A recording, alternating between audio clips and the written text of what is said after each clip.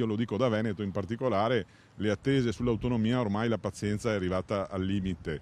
Sentire le dichiarazioni del Ministro che dicono pochi giorni fa che non ci sono testi perché non ci sono accordi, dopo tutto questo tempo e dopo tutti questi rinvii, io dico che è uno schiaffo ai veneti. Sull'autonomia del Veneto chiuderemo entro l'anno, promette Matteo Salvini dal palco di Verona. Parole che dopo i continui rinvii degli scorsi mesi suonano come una beffa alle orecchie del coordinatore veneziano di Forza Italia, Michele Celeghin, secondo cui difficilmente il governo arriverà a mangiare il panettone. Non si può continuare a governare con continui dissidi, con continui conflitti che poi chi ne pagano le spese? I cittadini. Secondo il coordinatore azzurro, il futuro della Lega non può essere che al fianco di Forza Italia all'interno di una tradizionale coalizione di centrodestra.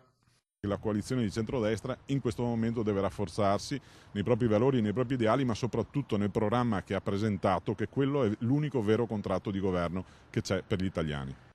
Siamo vicini a chiudere accordi in quasi tutti i comuni del veneziano che il 26 maggio voteranno per il sindaco, annuncia Celeghin. Ieri l'investitura ufficiale di Forza Italia, la candidata sindaco di Noale già scelta dalla Lega, Michela Barin. Noi stiamo lavorando, io in particolare, in tutta la provincia di Venezia per chiudere accordi su tutti i comuni. Devo dire che siamo a buon punto e su quasi tutte le realtà locali abbiamo chiuso accordi che, ribadisco, però sono accordi sicuramente politici di partito, ma sono fondati sulle persone.